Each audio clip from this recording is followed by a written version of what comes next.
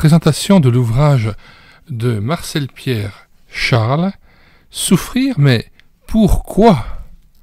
Édition L'Âge d'Homme, ouvrage paru en 1994 de 160 pages. Nous lisons la 4e de couverture et nous réservons un droit de critique sur un passage de cette 4e de couverture. Tous, sans exception, nous sommes appelés à souffrir. Mais quand la souffrance nous empoigne subitement ou sournoisement, nous nous interrogeons douloureusement. Pourquoi moi et pas un autre? Qu'aurais-je donc fait pour mériter de telles souffrances? Quel sens, s'il en existe, peuvent donc revêtir tant de peine, tant de misère? Et Dieu dans tout cela? Où donc est-il? Que fait-il? Le pasteur Pierre Marcel, dans cet ouvrage, son testament spirituel auquel il mettait le point final quelques jours avant sa mort, cherche à répondre à nos interrogations. Au pourquoi du doute, de la crainte et de l'incompréhension et même de nos révoltes, il répond par le pourquoi, dans quel but, de l'intelligence de la foi. Se faisant un écho scrupuleux de l'enseignement biblique, il nous révèle que la souffrance pour le chrétien n'est jamais une punition, nous reviendrons sur ce point juste après la phrase, ou expiation, ni châtiment divin pour nos fautes, nous ferons un commentaire critique sur ce point, ou condamnation, mais l'œuvre miséricordieuse d'un Dieu juste et plein d'amour envers ses enfants. Par la souffrance, notre Père Céleste travaille nos vies avec patience et bonté pour y reformer et refaçonner son image, si cruellement déformée en nous par le péché. Nous ouvrons maintenant une parenthèse, comme nous l'avions indiqué, nous permettons un retour critique sur l'affirmation de l'avant-dernière phrase. Je relis. Il nous révèle que la souffrance pour le chrétien n'est jamais ni punition, ni expiation, ni châtiment divin pour nos fautes, ou condamnation. Nous ne pouvons évidemment laisser dire une telle affirmation aussi péremptoire, erronée et mensongère, retranchant gravement les avertissements clairs de la parole de Dieu. Le chrétien attaché aux Saintes Écritures sait très bien que la souffrance, la maladie, la mort peuvent aussi être, pas toujours évidemment, l'effet d'une punition ou d'un châtiment divin. Prétendre qu'elle ne l'est jamais, comme le dit cette 4e de couverture, c'est dire sciemment, en connaissance de cause, volontairement le contraire de ce que Dieu dit et répète dans sa parole à satiété. Voir Exode 34, versets 5 à 7, Deutéronome 8, versets 19 à 20, 1 Pierre 4, versets 16 à 18, Ézéchiel 9, versets 1 à 11, Josué 24, versets 19 à 28, et les paroles du Christ lui-même, nous n'en citons que quelques-unes, Luc 23, versets 27 à 31, Apocalypse 2, versets 22 à 24, et les avertissements de Paul, 1 Corinthiens 11, versets 27 à 32. Nous reviendrons à la fin de la lecture de cette 4e de couverture et de la présentation de cet ouvrage sur ce point fondamental et nous prendrons soin de lire chacun des textes que nous avons cités, des références que nous avons citées, prouvant que Dieu aussi, tout en étant miséricorde, amour, miséricorde et pardon, sait aussi être juste et ne pas tenir le coupable pour innocent, qu'il soit chrétien ou non.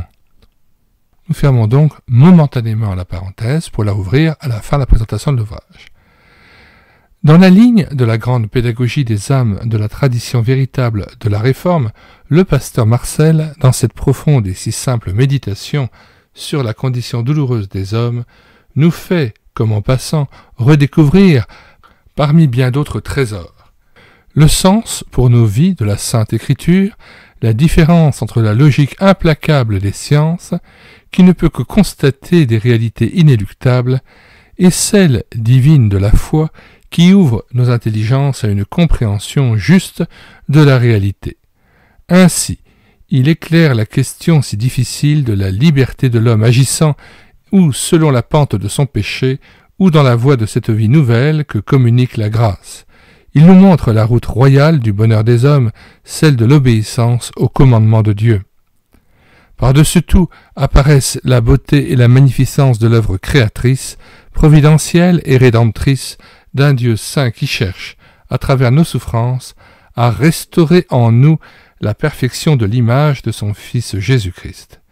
Ce chef-d'œuvre de théologie pastorale, ce classique, comme le décrit le professeur Paul Wells dans sa préface, est introduit par l'évocation de la vie du pasteur Marcel, due à la plume de son vieil ami, le doyen honoraire Pierre Courtial, et se termine par une bibliographie de ses travaux. Nous mettons donc dans les commentaires de cette vidéo le lien de téléchargement gratuit de cet ouvrage, mais aussi de bien d'autres ouvrages et de bien d'autres playlists, ainsi que des liens vers des audiobooks ou livres audio traitant du domaine de la souffrance. Nous vous invitons à consulter les 235 playlists constituées sur cette chaîne YouTube et d'écouter sa parole.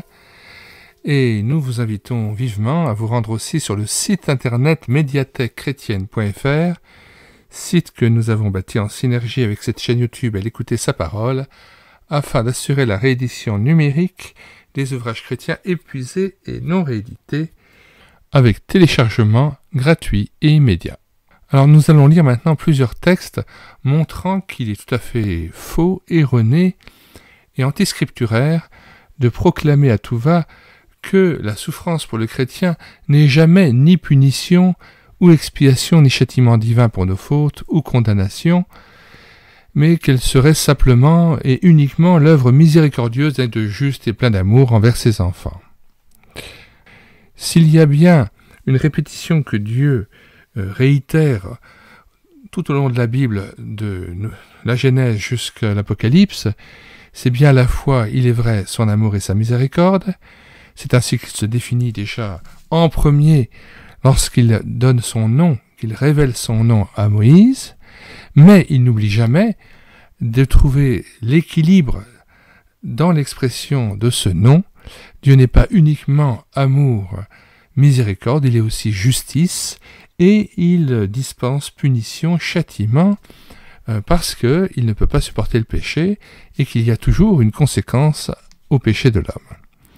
Alors nous allons lire ce nom de Dieu qui présente cet équilibre-là dans Exode, chapitre 34, versets 5 à 7, au moment où Dieu pose sa tête contre Moïse, contre le creux du rocher, et proclame son nom. L'Éternel descendit dans une nuée, se tint là auprès de lui et proclama le nom de l'Éternel. Et l'Éternel passa devant lui et s'écria : L'Éternel, l'Éternel, Dieu miséricordieux et compatissant, lent à la colère, riche en bonté et en fidélité, qui conserve son amour jusqu'à 1000 générations, qui pardonne l'iniquité, la rébellion et le péché, mais qui ne tient point le coupable pour innocent, et qui punit l'iniquité des pères sur les enfants et sur les enfants des enfants, jusqu'à la 3e et à la 4e génération. Lisons maintenant Deutéronome 8, versets 19 à 20. Si tu oublies l'Éternel ton Dieu, et que tu ailles après d'autres dieux, si tu les sers et te prosternes devant eux, je vous déclare formellement aujourd'hui que vous périrez comme les nations que l'Éternel fait périr devant vous, parce que vous n'aurez point écouté la voix de l'Éternel votre Dieu. Il faudrait lire tout le chapitre 9 d'Ézéchiel, versets 1 à 11, qui relate une époque trouble où le peuple d'Israël se corrompt dans l'idolâtrie et rend un culte à l'idole de la jalousie. Et cela engendre un fléau terrible. Prenons le temps d'écouter ce chapitre 9 d'Ézéchiel. Puis il cria d'une voix forte à mes oreilles. Approchez qui devait châtier la ville, chacun son instrument de destruction à la main. Et voici 6 hommes arrivèrent par le chemin de la porte supérieure du côté du septentrion, chacun son instrument de destruction à la main. Il y avait au milieu d'eux un homme vêtu de lin et portant un écritoire à la ceinture. Ils vinrent se placer près de l'autel d'airain. La gloire du Dieu d'Israël s'éleva du chérubin sur lequel elle était et se dirigea vers le seuil de la maison. Et il appela l'homme vêtu de lin et portant une écritoire à la ceinture. L'Éternel lui dit : Passe au milieu de la ville, au milieu de Jérusalem, et fais une marque sur le front des hommes qui soupirent et qui gémissent à cause de toutes les abominations qui s'y commettent. et, à mes oreilles, il dit aux autres, « Passez après lui dans la ville, et frappez, que votre œil soit sans pitié et n'ayez point de miséricorde.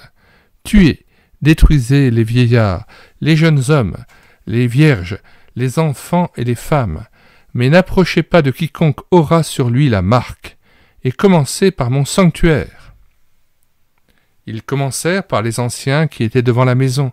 Il leur dit, « Souillez la maison et remplissez de morts les parvis. Sortez !» Ils sortirent et ils frappèrent dans la ville. Comme ils frappaient et que je restais encore, je tombais sur ma face, et je m'écriais, « Ah, Seigneur éternel, détruiras-tu tout ce qui reste d'Israël en répandant ta fureur sur Jérusalem ?» Il me répondit, « L'iniquité de la maison d'Israël et de Juda est grande, excessive, le pays rempli de meurtres, la ville est pleine d'injustice, car ils disent, l'Éternel a abandonné le pays, l'Éternel ne voit rien. Moi aussi, je serai sans pitié, et je n'aurai point de miséricorde. Je ferai retomber leurs œuvres sur leurs têtes. » Et voici, l'homme vêtu de lin et portant une écritoire à la ceinture rendit cette réponse. « J'ai fait ce que tu m'as ordonné. » Pour prouver encore que Dieu punit et exerce ses châtiments, et que parfois la souffrance, les épreuves et même la mort peuvent être le fruit de nos propres péchés et du juste jugement de Dieu, nous lisons d'autres passages. Josué 24, versets 19 à 28. Josué dit au peuple, « Vous n'aurez pas la force de servir l'Éternel, car c'est un Dieu saint, c'est un Dieu jaloux. Il ne pardonnera point vos transgressions et vos péchés. Lorsque vous abandonnerez l'Éternel et que vous servirez des dieux étrangers, il reviendra vous faire du mal et il vous consumera après vous avoir fait du bien. » Le peuple dit à Josué, « Non, car nous servirons l'Éternel. » Josué dit au peuple, « Vous êtes témoins contre vous-même que c'est vous qui avez choisi l'Éternel pour le servir. » Ils répondirent, « Nous en sommes témoins. Ôtez donc les dieux étrangers qui sont au milieu de vous, et tournez votre cœur vers l'Éternel, le Dieu d'Israël. » Et le peuple dit à Josué, « Nous servirons l'Éternel notre Dieu, et nous obéirons à sa voix. » Josué fit en ce jour une alliance avec le peuple, et lui donna des lois et des ordonnances à Sichem. Josué écrivit ces choses dans le livre de la loi de Dieu. Il prit une grande pierre qu'il dressa là, sous le chêne qui était dans le lieu consacré à l'Éternel. Et Josué dit à tout le peuple, « Voici, cette pierre servira de témoin contre nous, car elle a entendu toutes les paroles que l'Éternel nous a dites. Elle servira de témoin contre vous, afin que vous ne soyez pas infidèles à votre Dieu. » Puis Josué renvoya le peuple, chacun dans son héritage. Écoutons maintenant les paroles du Christ lui-même, Luc 23, versets 27 à 31, lorsqu'il portait sa croix et qu'il se dirigeait vers Golgotha. Verset 27. Il était suivi d'une grande multitude des gens, du peuple et de femmes qui se frappaient la poitrine et se lamentaient sur lui. Jésus se tourna vers elle et dit, « Filles de Jérusalem, ne pleurez pas sur moi, mais pleurez sur vous et sur vos enfants. Car voici des jours viendront où l'on dira heureuses les stériles, heureuses les entrailles qui n'ont point enfanté, et les mamelles qui n'ont point allaité. Alors ils se mettront à dire aux montagnes, tombez sur nous, et aux collines, couvrez-nous. Car si l'on fait ces choses au bois vert, qu'arrivera-t-il au bois sec? » Souvenons-nous aussi des avertissements de l'apôtre Paul. Parmi ceux-là, choisissons un texte, 1 Corinthiens 11, versets 27 à 32. Il y aurait certes bien d'autres textes à citer, mais l'espace et le temps dont nous disposons ici ne nous permet pas de tous les citer. « C'est pourquoi celui qui mangera le pain ou boira la coupe du Seigneur indignement sera coupable envers le corps et le sang du Seigneur. Que chacun donc s'éprouve soi-même, et qu'ainsi il mange du pain et boive de la coupe. Car celui qui mange et boit sans discerner le corps du Seigneur, mange et boit un jugement contre lui-même. C'est pour cela qu'il y a parmi vous beaucoup d'infirmes et de malades, et qu'un grand nombre sont morts. Si nous nous jugions nous-mêmes, nous ne serions pas jugés. Mais quand nous sommes jugés, nous sommes châtiés par le Seigneur, afin que nous ne soyons pas condamnés avec le monde. Alors rien que ce passage montre bien que le propos de la 4e de couverture de l'ouvrage que nous présentions était fort erroné lorsqu'il prétendait qu'il n'y avait ni punition, et même qu'il disait qu'il n'y avait jamais punition ou châtiment de Dieu envers son peuple. Nous aimerions maintenant citer ce texte de Pierre, 1 Pierre 4, versets 12 à 18, qui je trouve est absolument parfait pour trouver un équilibre entre cette conception de la souffrance. Écoutez bien. « Bien-aimés, ne soyez pas surpris comme d'une chose étrange qui vous arrive de la fournaise qui est au milieu de vous pour vous éprouver. Réjouissez-vous au contraire de la part que vous avez aux souffrances de Christ, afin que vous soyez aussi dans la joie et dans l'allégresse lorsque sa gloire apparaîtra. Si vous êtes outragés pour le nom de Christ, vous êtes heureux, parce que l'Esprit de gloire, l'Esprit de Dieu, repose sur vous. Que nul de vous, en effet, ne souffre comme meurtrier ou voleur ou malfaiteur, ou comme s'ingérant dans les affaires d'autrui. Mais si quelqu'un souffre comme chrétien, qu'il n'en ait point honte, et que plutôt il glorifie Dieu à cause de ce nom, car c'est le moment où le jugement va commencer par la maison de Dieu. Or, si c'est par nous qu'il commence, quelle sera la fin de ceux qui n'obéissent pas à l'évangile de Dieu? Et si le juste se sauve avec peine, que deviendront l'impie et le pécheur? Ainsi que ceux qui souffrent, selon la volonté de Dieu, remettent leur âme au fidèle Créateur en faisant ce qui est bien. Et puis nous terminons ces lectures par le texte d'Apocalypse 2, versets 18 à 24, écrit à l'ange de l'église de Thyatire. « Voici ce que dit le Fils de Dieu, celui qui a les yeux comme une flamme de feu et dont les pieds sont semblables à de l'airain ardent. Je connais tes œuvres, ton amour, ta foi, ton fidèle service, ta constance et tes dernières œuvres, plus nombreuses que les premières. Mais ce que j'ai contre toi, c'est que tu laisses la femme Jézabel, qui se dit prophétesse, enseigner et séduire mes serviteurs, pour qu'ils se livrent à l'impudicité et qu'ils mangent des viandes sacrifiées aux idoles. Je lui ai donné du temps afin qu'elle se repentît, et elle ne veut pas se repentir de son impudicité. Voici, je vais la jeter sur un lit et envoyer une grande tribulation à ceux qui commettent adultère avec elle, à moins qu'ils ne se repentent de leurs œuvres. Je ferai mourir de mort ses enfants, et toutes les églises connaîtront que je suis celui qui sonde les reins et les cœurs, et je vous rendrai à chacun selon vos œuvres. » Pour conclure, il est évident que nous ne pouvons faire que nous conformer à la définition que Dieu a donnée de lui-même à Moïse de son nom. Il est avant tout amour, miséricorde, compassion, pardon. Il est le Dieu de la grâce, mais il est aussi justice, et il ne peut tenir le coupable pour innocent, et Dieu aussi exerce punition et châtiment divin, condamnation, parce qu'il ne peut pas se renier lui-même, et tout ceci c'est un équilibre qu'il faut toujours maintenir, et c'est pour ça que je pensais qu'il était important de rétablir une certaine vérité. Nous vous disons au revoir, que le Seigneur nous bénisse dans une conception juste des choses, de sa parole, qu'il nous apprenne à nous juger nous-mêmes, selon les termes que nous avons écoutés tout à l'heure de l'apôtre Paul. 1 Corinthiens 11, verset 31, « Si nous nous jugions nous-mêmes, nous ne serions pas jugés. Mais quand nous sommes jugés, nous sommes châtiés par le Seigneur, afin que nous ne soyons pas condamnés avec le monde. » Nous voudrions finir aussi par le passage de Jacques, chapitre 5, versets 13 à 18. « Quelqu'un parmi vous est-il dans la souffrance? Qu'il prie.